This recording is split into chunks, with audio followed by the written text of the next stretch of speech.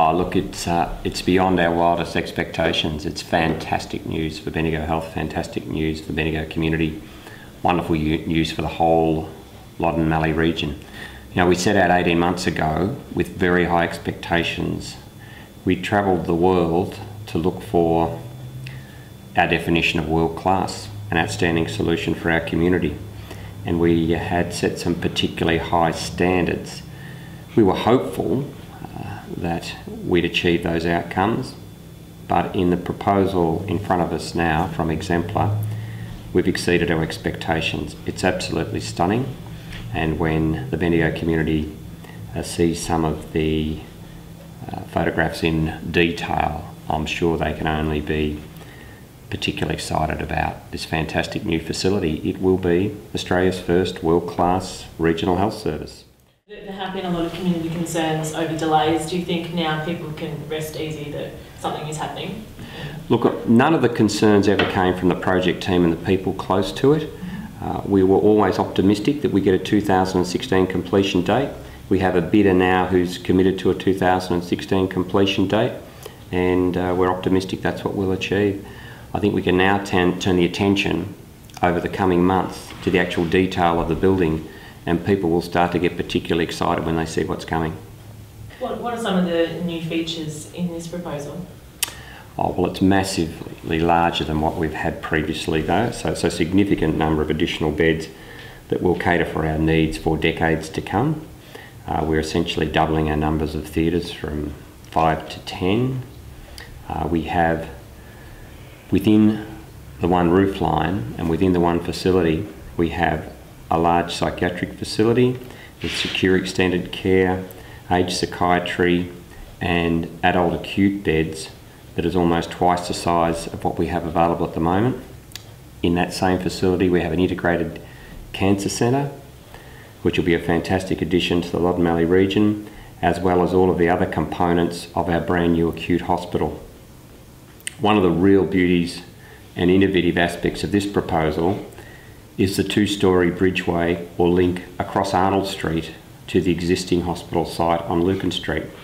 Because while many of those buildings have outlived their use-by date, there's still some high-quality infrastructure on that site, such as the Hyatt block, the Phillips block, the current radiotherapy centre, and if it was isolated without the link, it makes it a little problematic to make use of those facilities. But with an undercover enclosed two-storey link, we have a fantastic whole of precinct solution that we really hadn't thought was possible previously. So that's fantastic. I suppose the other real innovative solution that has come out of the PPP process that we see is the car parking solution. Not only is it almost 4 times the available car parking that we have on site at the moment, but the centrepiece of it is a multi-storey car park to be located where Kamala and the Stenner Street buildings are at the moment, and on top of that car park we'll have the chopper landing, and that will be a massive addition and improvement to people in the Loddon Mallee region where we have to transfer people out at short notice to Melbourne for more specialist care, or neonate babies going to Melbourne. Fantastic addition, but having it not land in the middle of the new acute hospital with some of the challenges that presents from an engineering perspective is a real bonus in this particular solution. Wonderful outcome. The other thing just that comes to mind in terms of what it brings to the community and what the PPP process has brought is the additional commercial outcomes. We have 90 service departments. No, there are 110 service departments. Yep. Sorry, John. There's a 100-place childcare centre, and there's also some about 15 low-cost accommodation units as well.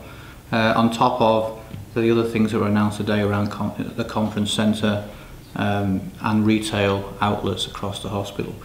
One of those that's really quite important to us is the childcare centre. One of the things we struggle with is getting our staff back to work after there's been a birth, and 75% of our staff are female. So having an on-site, easy access childcare centre is going to make it much better for us operationally to bring staff back to Bendigo Health, and that's a really big deal for us. there's a whole range of innovations and things in this building. As John said, we've picked the best things from Europe when we went to Europe and had a look.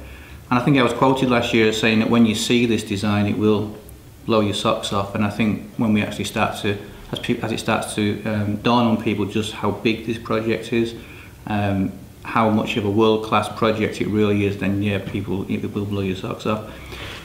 We've taken an awful lot of effort into looking at the energy and the carbon footprint of this hospital.